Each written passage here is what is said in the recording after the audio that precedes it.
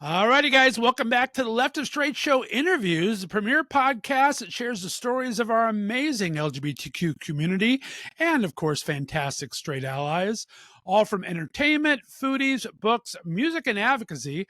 I'm your host, as always, Scott Fullerton, and let's start talking.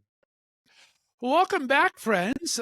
In studio with me today is Steve Errington, a prominent advocate and the current director of the Bayard Rustin LGBTQ plus Resource Center, right down the road from me in beautiful downtown Akron, Ohio.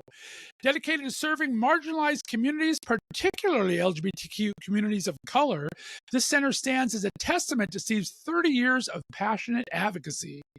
Steve's often been the first contact for men in Akron dealing with crises related to HIV and other important challenges like transgender rights, food, and clothing in the community, which evidences his deep commitment to support and guide individuals through challenging times. His efforts have significantly contributed to the community, expanding his center's reach and services through amazing partnerships. And I am so happy that Left of Straight podcasts are partnering with Steve and the Bayard Rustin Center for the upcoming Big Gay Road Trip for Equality to Palm Springs. So please welcome to the show, Mr. Steve Errington. Steve, how you doing, sir? I'm doing fine this morning. Well, I am so glad to talk to you. I was lucky enough to come in contact with the center when I talked to one of your program directors a while back, and I've just fallen in love with the work you do there. So thanks for taking the time to come on the show and for partnering with the road trip. Yes, I'm glad and I'm honored to be here. Well, it's an honor to have you, my friend. I mean, we're going to talk about this history of yours, but I always like to start from the beginning, getting a little backstory. Were you born and raised in Akron, or tell about where you grew up and what kind of a kid were you? Oh, what kind of kid? Okay, I was born and raised in Massillon, Ohio, and I attended high school there. I think I look back now, and I was a nerd. I was a really nerdy kid, and no one ever told me. But my mother used to tell my friends, and they used to say, "Your mother said you got up every morning going to school like you were going to work." And I'm like, "What?" She said, "You carried your little briefcase," and I did, and I dressed up like I was like I'm dressed now. And at that time, that was not school dress, but I still doing what I did then, so I was a nerd. And I went to college, and I was a real nerd. I mean, I wasn't out. I knew something was different about me, Right. but being in Massillon, I just didn't run into other people to sit down and talk about my differences. I just kept it under wraps. And when I got to college, I really kept it under wraps. I mean, I Right. would see community people, LGBTQ people, trans people on campus, but I would always go another direction. I never came in face to face or dialogue with them at all. Well, right. I mean, communities were so slow in accepting everything. Massillon's actually now had one or two prides, I think, even. So it's Yes, surprising how much changes around, right? right, right, right. It has changed dramatically, so I don't know. Always a beautiful thing to move towards equality. And we talk about all this great advocacy we're going to go into more, but it didn't start with just LGBTQ. I mean, on campus at Bowling University, you started the first Black Student Union. Talk Yes. about that and how political advocacy came to you. Well, let me tell you that when I got to Bowling Green, the population of students was probably 12,500, and there was probably about maybe 250 Black students on campus. No Black citizens in the city, no Black barbershops. You had to drive up to Toledo to get a haircut. There was an organization on campus. It wasn't organized to be a Black student union. It was just a Black gathering of Black students with no structure to it. And they didn't receive any funding from the university, and the university didn't recognize their existence. So we got all that. When I say we, of course, no man's an island. We got that together with some other people to organize and to get recognition from the university as a Black student union. And that Wow. there was a process. So, Well, but that's amazing, it though. came out to be good. I love that. Well, then you decide to visit Denver and talk to me about this hide and seek. What happened there? Oh, wow. You knew about the hide and seek. Oh, wow. Okay. You did your homework. Very good. Okay. The hide and seek. I go to Colorado Springs, Colorado, and I've been there before, and it's just such a beautiful place. Smokescreen politics is real. Coming from Maslin and going to Colorado Springs and seeing the beauty, I mean, the city was just spectacular. The mountains is and the quality of living there was a lot higher living than than living here on the east. So when I got to Colorado Springs, I didn't know nobody, but I met this neighbor in my apartment building, and he said, "I think you'll like this club." And he took me to this club called the Hide and Seek. And it's every bit of the word hide and seek. And I was the first time I ever saw gay people dancing together in my entire life. And I'm a college graduate looking at people dancing together like, what is this? And I just stood there and stand for a while. Okay, it took me literally about an hour before I was on the dance floor. And at the time, I think I was on the dance floor dancing by myself because the music was good. But I became a regular there. I mean, I found my comfort zone, and it was inviting. It was warm. The people were nice. It was a mixed place, black and white. It was a good feel, a good place for me to be. You know, I really did. That's amazing. I love that. And talk about hide and seek. I mean, we're back from the day where you had to go through a back alley or two different ways to get into a gay club because they weren't prominent. Now you can go on Main Street, Akron, and find a couple different clubs. It's just crazy, right? Yeah, it is. And at that time, I didn't really know the dynamics of how you meet people or get into a relationship. I was really green to all of that. So I guess I'm making up time now, but it was a very interesting time, very interesting. And now here in Akron, there's bars everywhere, but I guess at a certain age you get to a point where you bar out, and I'm not in the bar scene that much. I hear that. I'm lucky if I get twice or three times a year, and that's just when you have other stuff to do and you're putting stuff together like you do for your center and doing this thing. It just is. Who has time to go out and have a nice cocktail or dance anymore? Right. Exactly. Exactly. So you find the hide and seek. You kind of fall in love with the area, so you decide to move there. You Yes. find your partner, Doug, and how Yeah. does Oh that my come about? God. You really did your homework. Okay. Yeah. Doug was a college friend, and I think him and a few other people, my junior, senior year, they kind of suspected he'll never have no girls around. Are you gay? Why y'all asking me that? They're trying to bring me out of the closet, and I never answered them yes or no. But I could sense that they looking at me with one eye. What's wrong? What's up with this dude? Well, I go to Colorado, and I'm in the bar, the club, and I'm in there and I see a guy sitting across the room, and I'm like, I know that face from somewhere. Now, these are years apart. I'm like, I know that person. Who is that person? And sure enough, I walked by them, and he saw me apparently because he said, "Hey, Steve Errington." And I like, "You're Doug. What you doing in this gay bar?" Oh my God. What are you doing in this gay bar?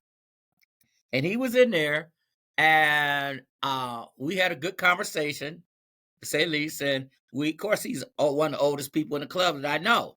And so he told me his whole family had moved out here, his brothers and everybody, which I never knew them.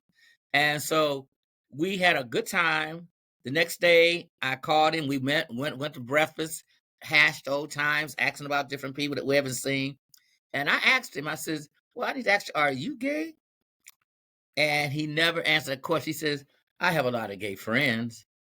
I said, "Oh, so you was just an ally of the?" I'm trying to find out what's the deal.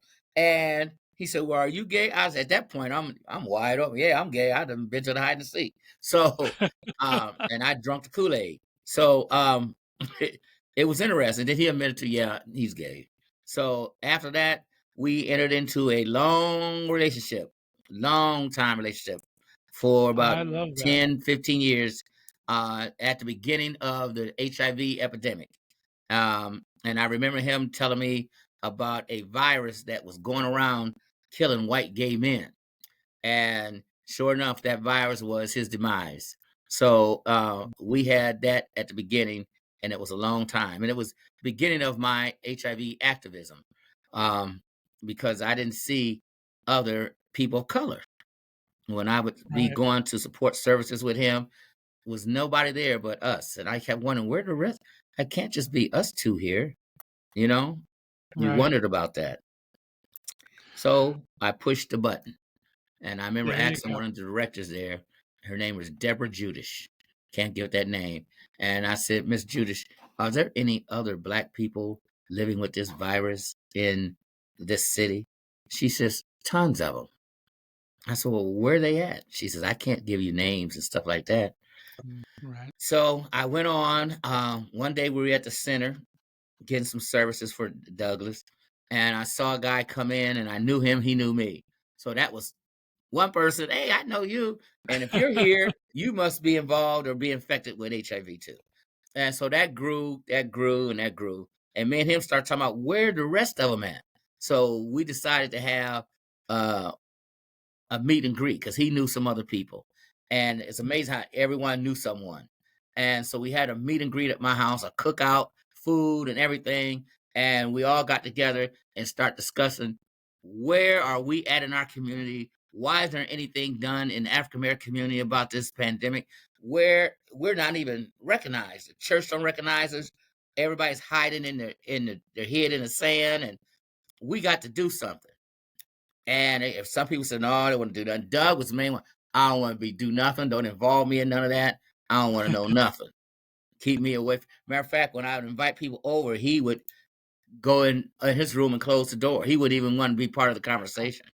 No, he was not open to the idea of let's discuss our HIV statuses with other people to find out what we could do for the community. That was Right. not his forte at all. And I used to tell people, he who conceals his disease can't find a cure. And I think the stigma of HIV was really very hard on him to process. Right. But it wasn't hard for me to process. I met it head on, and God rest my mother's soul. When I told her about it, she says, well, at least you know what's going to take you out of here. But then again, you might get hit by a bus before that. And that's been over Oh, 30 some years ago, and I'm still here. So the bus ain't hit me and HIV ain't took me out. So good for her. I done lived long enough with HIV to get gray hair. And you know, when you're on a mission, sometimes God makes a way for you to continue that mission, and you don't even know that you're on a mission. You think you're doing what you want to do, and after years, you look back and say, "I couldn't have done this without the higher power." You know, and I Well still say said. that these things that uh, opening up programs, you know, learning about a 501c3, you know, reading Right. about it, able to fill out the application on your own, not pay a lawyer and get it done, do all those technical things that it takes to run an organization, Right. and be resilient enough to bounce back from the ups and the downs, because there's a lot of downs. I mean, to Right. be a minority or a person of color organization, it's not applicable in the world of HIV because it's a white gay boys ballpark. And then Right. here I come talking about share the ball. Well, we're going to move on to all the advocacy in Akron, but while you were there in Denver, you talked about the Denver principles. Tell me what that was about, and then founding the Men of Color, Black Gays, and Lesbians United Against AIDS. Oh man, what don't you know? Okay, I in Denver in '82. We were at a conference in downtown Denver, and ACT UP was there. And there was a movement to talk about the rights and respect of people who are HIV positive. And we're talking about the Denver principles. We have the right to be respected. We have the right to be informed about our health care. We have the right to be at the table on research, the basic things that anybody should do. The Denver principles guided that for people living with HIV and AIDS. And there was a mass group of people at around the table. I wasn't the one that written the Denver principles, but I was in the room and my mouth was vocal about the Denver principles. And that was the first time that I think that most of those people in there, I know it was another black person there, some Latino brothers I remember, but it was the Denver principles. And I think my thing was that we need in these principles, let's start with inclusivity. Let's Right. be inclusive of everybody. That was the thing that I pushed for, or the government to be included. Don't leave out certain populations. So it Well was an said. interesting process. Trust I me. bet. And it was an interesting process. It was a lot of protesting. It was a lot of walking in the rooms where meetings were going on. If we ain't here, there ain't no meeting. You know, it was a lot of those chants, and it was a lot of police saying, "Come on, get out of here." That's what's the early days. And I don't know who's alive today to remember those things, but that was the battle. That was the battle. Well, good for you for taking on that challenge. And then life happens and things move on. So you move back to Akron. And then in 1995, talk about no man's an island, you and Courtney Calhoun decided that you guys really needed a resource for African American, gender loving, same sex, a safe space. Talk about how that came about and what that formed. Okay, I came back to Ohio to do a consulting job with the Urban League of Massillon. They had got a small grant from Stark County Health Department to do HIV prevention targeting gay men. And I got that position. I knew the guy. He said, "You've been doing this work in Denver. We need you here." I'm like, okay. So I took the job. Um, there was 5 men of color programs throughout the state, and 5 at one time. There was Dayton, Cincinnati, Cleveland, Akron, and the Canton area. And they're all state funded. Well, I get a call from this guy named Courtney Calhoun. He said, "I was told that I need to partner with you, that you had an extreme background on HIV prevention education programs designed for African American gay men." I said, "Okay." He said, "I'd like to come down and pick your brain." This man knocked at my door, tall, statuesque, good looking guy, came in and says, "I want you to teach me what you know." And we laugh about this today. And I says, "Well, I don't know if I want to do that." I said, they should have hired somebody that knew what to do, first of all. And Right. why would they hire somebody that don't know nothing to take on a job at this magnitude? I Right. mean, he didn't know anything. And I said, "So I'm really not interested in doing this. I don't have time." And he rolled his eyes, looked at me like, "What?" I don't have time. You have a nice day. And that's how we met. And he left. Wow. And I remember I looked out the door. He got in this big red Cadillac, and I said, "He's on another. He don't have the calling." Right. And so he continued to call me, and we met and talked, and we became best friends. He had a group up here called the Akron Brother Circle. Now I'm in Canton. He asked me to at least come and speak to the group, bring some experiences and ideals that's happening in other areas that Black gay men are doing.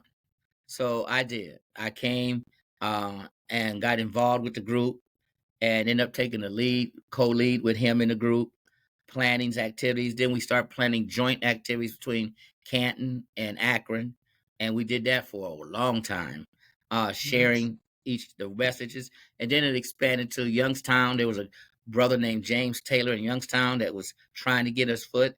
Before we realized that at the end of 2 years, we had connected with all 5 organizations throughout the state.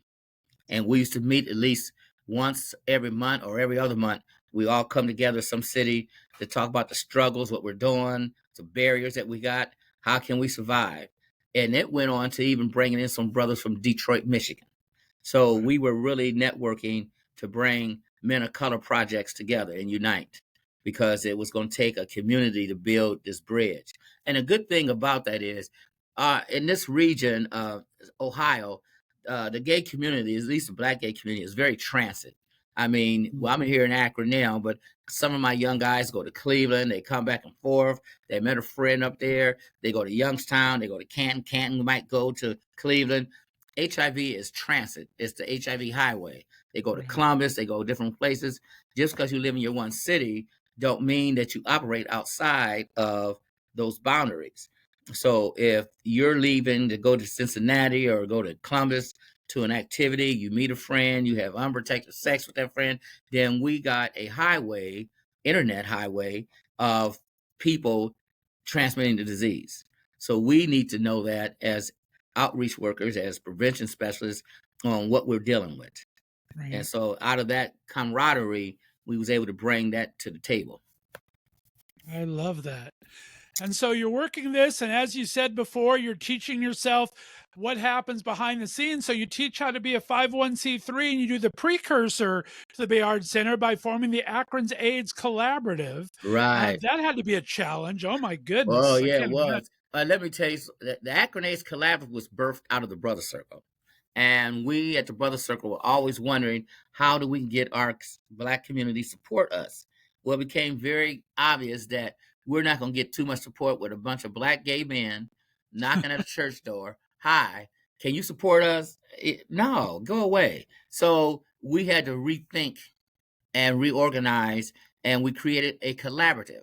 The collaborative was a combination of Urban League, Urban Ounce of Prevention, UMADOT, several other Black social workers, several other programs that existed in our large community, and they were recognized. And so we wanted to bring them to the table, educate them on the issues of HIV/AIDS in the Black gay community and how relevant and important it is, because our numbers are constantly going up. And some of those organizations came to the table. We support you. Now, we didn't want any funding because we didn't need a 501c3 because all these organizations have 501c3s. So if we need funding, y'all could be a funding. I don't have a CPA. I don't have no accountants. Y'all can get the grants and we'll do the work. That's how it was. So that was the birth of the collaborative. So instead of me going on and as a gay man, now I got heterosexual women, professionals. Why don't you go talk to that pastor? And you'll get more acceptance about talking about AIDS, and they won't be looking at me just as a gay man. And it worked, and it still works. So the Akron AIDS Collaborative expanded to be the Akron AIDS Collaborative. Now, after 10, 15 years of Akron AIDS Collaborative, we just rebranded again because we moved into our location. Our community had other issues. Housing. Sure. How do I get Social Security? Where can I go to get medication? I'm having relationships issues. Can you come and do a presentation to our parents? Can you come and talk to the center, another center? What do you do with substance abuse issues and HIV? What about one big thing was with a large smoking cessation? Does cigarettes have an impact on HIV? Yes, it does. So those basic things, coping skills, is that we had to take time to educate people about. And so that was meaning that now Akron AIDS Collaborative is more of a resource center. Right. It's a resource center. And when I was a young person at one time, I always knew about Bayard Rustin. I always knew about a lot of the famous LGBTQ historians that I call standing on their shoulders. And so what better honor than to say, we need to call this the Bayard Rustin LGBTQ Resource Center. And we reached out to his partner in Princeton, New Jersey, talked to them, met with them about what we're doing and how we would like to use the name. So they sent us a letter giving us authority to use that name. And we got that.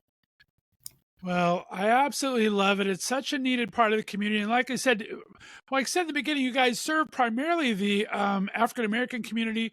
But I mean, this center, you're dropping for everybody, trans, Black, white. Doesn't matter how old you are, how young you are. You feed them, you help them get clothing, you help them. So you've really expanded the mission, right? Yeah, the mission really got expanded. I mean, considering that when we first started this, the Brother Circle, the biggest thing we could do would go down into the low-income area projects and put door hangers on people's doors about going to the health department to get HIV tested and putting condoms in that package with literature. Right. And we don't know whose door we was knocking at or putting at the door. We was informing the community about HIV in the early 90s. So there had to be some outreach, and that's what we were doing, not aware that we have already expanded our mission just by doing that little task. You know, Sure. it would take us Well, 2-3 days to cover the projects. well, and talk to us, staying in the community there, what's some of the specific challenges you face in advocating for the LGBTQ communities of color? What are there any specific challenges? Yes, there is a lot of challenges. We need to be aware of the denial that we have among our own community. Internalized homophobia is a big challenge. Uh, we have a lot of gay people that are still battling with religion and church. Right. That church is a vital part in the Black community. And if you're a Black gay man, you raised up in the church. You either got accepted and directing the choir, or you feel beat up and abused and you run away. But that piece is still part of you. And Right. that's a challenge more so to us in the Black community than the white community. I remember talking to some of my colleagues that were white about pride. Well, we're going to have a gospel concert. And they like, what? A gospel concert? You know how many Black gay people sing in a choir, direct choirs? That's a part of our culture. So those challenges to get people to understand the Black gay culture is very hard for people to open their eyes to. Right. That led us into creating a thing called Black Family Pride. So I had pride is pride. Your pride is different than my pride. Your culture is different than my culture. And I tell people, they say, well, why would you have another Black pride? And the reason we would do that is because if you're Asian American and you have an Asian festival, I can't ask you to take your Asian festival and do it and blend it with the Italian American festival. I can't take your Italian American festival to blend it in with the Greek festival. I can't take the Greek festival to blend in with the African American festival. Well, in our gay community, our cultures are the same. What you accept as gay culture, or this is what gay people do, may not be what I do in my community. Right. We have different things that we do. So we need to celebrate our space from our space within our space. Now, not saying that this is not open to everybody. It is open to everybody. Learning different cultures is for you to come and see what our celebration is. I go to the Exactly. Greek festival because I like their lamb shanks, but I go there to learn more about the Greek festival. I always go to the Italian American festival. I learn new foods. So I'm there expanding my insight on that culture.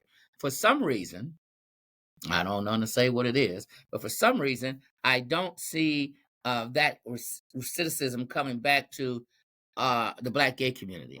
When we have Black gay pride, I've been told, well, that's just for the Black people. No, it's not. Where'd you get that idea from? It's for everybody. We're telling you, we want you to come and see into our culture. Come in, Right. listen to our talented guys. Come and listen to the house music that we play. We don't play the same music you play at the bar. Come in and see what the ball house is, the dance groups. Come in and examine the integral parts that makes us Black in our culture. Right. Right. And Absolutely so love that. that's what we try to do, and we do that by promoting Black gay history. You know, I tell Right. my young guys, are standing on the shoulders of so many people that aren't here no more. I mean, we've been around for a long time. I have some heroes that were in the 1900s and 1800s that we have researched and found out about their lives. And at that time, there was trans care, affirming care for transgenders. But they were Right. transgenders. They looked kind of rough, but they were transgenders. They dressed as men and they dressed as women, but they existed. There was a Right. stagecoach driver that was a woman, and for years everybody thought he was a man, but he dressed as a woman, and that's what he did. With carrying a gun, driving a stagecoach, and they called him Marty, but Marty was short for Martha, and so no one knew that Marty was Martha until her death. Well, I love that, and I think it's so well said because, I mean, our goal all along is not to have separate gay anything, right? We just Right, wanna be right, part of the community, but that doesn't stop from having Greek fest and Italian fest and talking about heritage. It's just a heritage thing, and the right, gay is just a part of the community, right? So right. that's what our goal is, just to show those things. So, well said, my friend. I love that. Mhm. And we talk about partnerships. You and I have had this conversation because you guys face a lot of issues that I never even think of in my day to day life. So, and we talk about partnerships, and you've had some great partnerships with the church and with Equitas and all these great organizations. Talk about the differences about forging partnerships and how difficult sometimes it is to kind of get that point across or to join those different areas. Yeah. Partnerships are major. Like I keep my key thing is no man's an island. So and I can't. We can't. Our board, my board of directors, we can't do this on our own. So we need partnerships and collaborations. We have a wonderful partnership with First Grace United Church of Christ. Pastor Bob helped us out when we were down and out, when we didn't have a shelter. We were homeless, basically. And have you ever seen a homeless agency? And he says, look, I have a huge church facility with many rooms, classrooms, and they're just empty. Come in, we'll assign you some office areas. You can cook your meals here. We got a full service kitchen. And I says, well, how much we have to pay? He said, you don't have to pay anything. Just come in here and do what you do. And we did that for 5 years without paying anything. And so then the church moved, and then we moved into the place on Market Avenue. But to have a partnership that says, we're financially going to support you, we're going to financially give you money to help you, we are part of you, and we want to continue that. I'm like, wow. Equitas Health has came to the table. They services as a clinic, healthcare, and so when I have clients that are far removed from the clinics or far removed and don't understand that the importance of case management, I can walk them right through directly with the Equitas team, and they can get right connected. That's a big plus. Right. Treatment and healthcare is a big thing. I have clients that said, I got diagnosed 5 years ago. I've never seen a doctor since, or I don't know where to go get my medication or how to do that. Right. Now I'm sick and I'm homeless. What do I do now? And so those partnerships that we have open up those doors. Mm, love that. Well, let's talk about that because, like I said, now you're serving even a larger community. You do dinners on Wednesday nights for people that don't have any food. You have a clothing closet, you have a food closet, and everything. This gorgeous space. Let's talk for a couple seconds what your current needs are so we can set this out there in the universe and what your goals for the center are in the next 3 to 5 years. Yes, our goals for the center for the next 3 5 years is to bring on more staff, younger staff. I mean, look, in my late 70s. So we need to bring on younger people to reach out, but bringing on younger people means we have to bring on more dollars.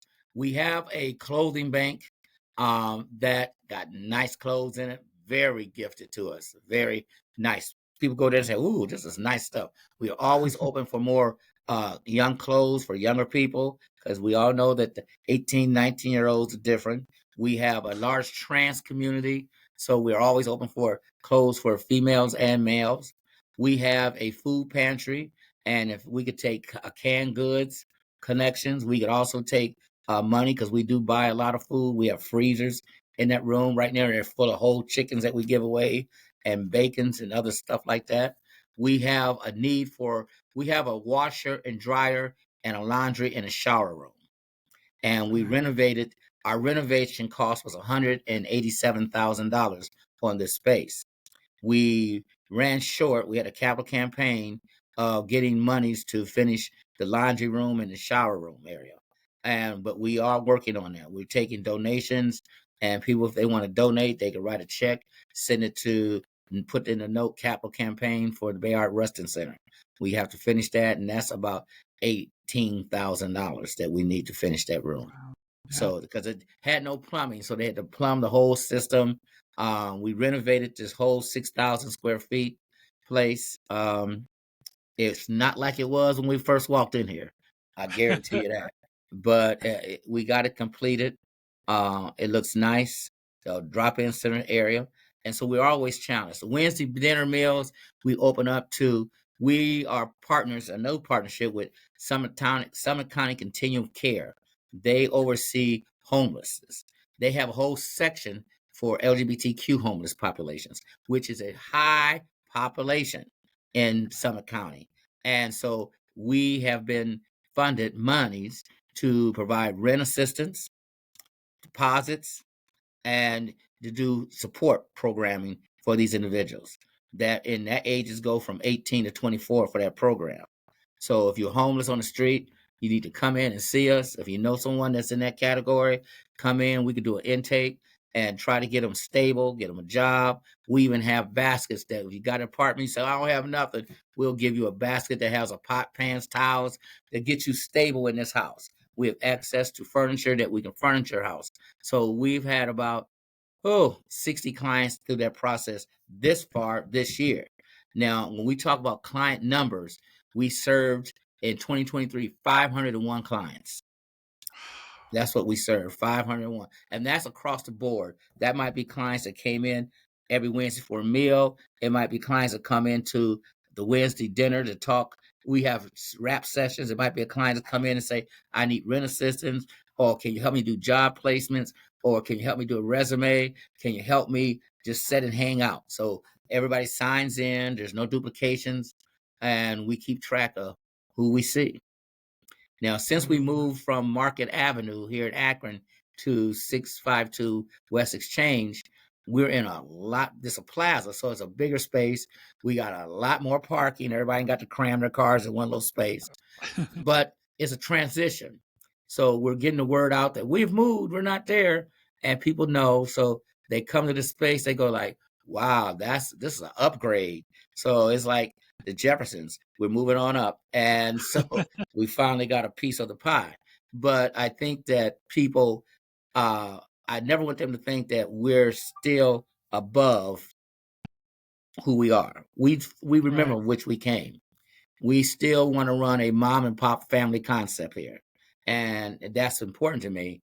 If you come here and sit around all day and just watch TV, hang out, read books, play video games. We got ping pong tables here. You can come and do any of these activities, or talk to someone, or just read a book. One thing that we are opening up is in our section in the back room, we're going to open up a banned book section. And so if anybody got any banned books that they like to donate, we're going to have a whole section here, banned books. It's time to introduce our young population to banned books, especially LGBTQ banned books. We want to have that open up probably by the end of the summer. And so I'm looking for bookshelves. I'm looking for donations of banned books as well. So amazing. Well, Steve Errington, I am so proud that I've been able to find you and be able to start working with the center. We are going to try to do chats like this with someone from the center at least once a month to let you guys know what's going on, what the current needs are. I'm happy about the big gay road trip. We got a couple things. We're talking about bringing a comedian in town and having that happen.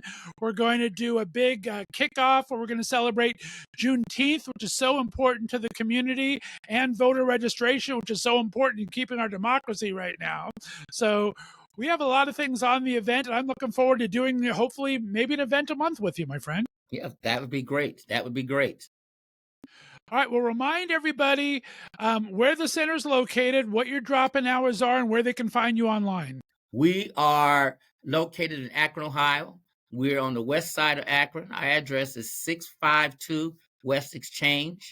Our hours are Monday from 11 to 4, and we're closed on Friday because I had to get staff time to it's their documentation time. So we see a lot of people through the week that you got to document all this stuff. So we're closed on Fridays. Our number is 330-431-0677. You can call and reach out to us. Right. Steve Errington, thanks so much for being on Left of Straight Show interviews, and I'm excited to partner with you, my friend. And thank you for having me. All right, guys, that's it for this episode of Left of Straight Show Interviews. You can find us every Wednesday and Thursday right here in the Left of Straight Podcast Network. Do all that fun stuff, subscribe, like, and all that, and we will see you next time. Have a great day, everyone. Bye-bye.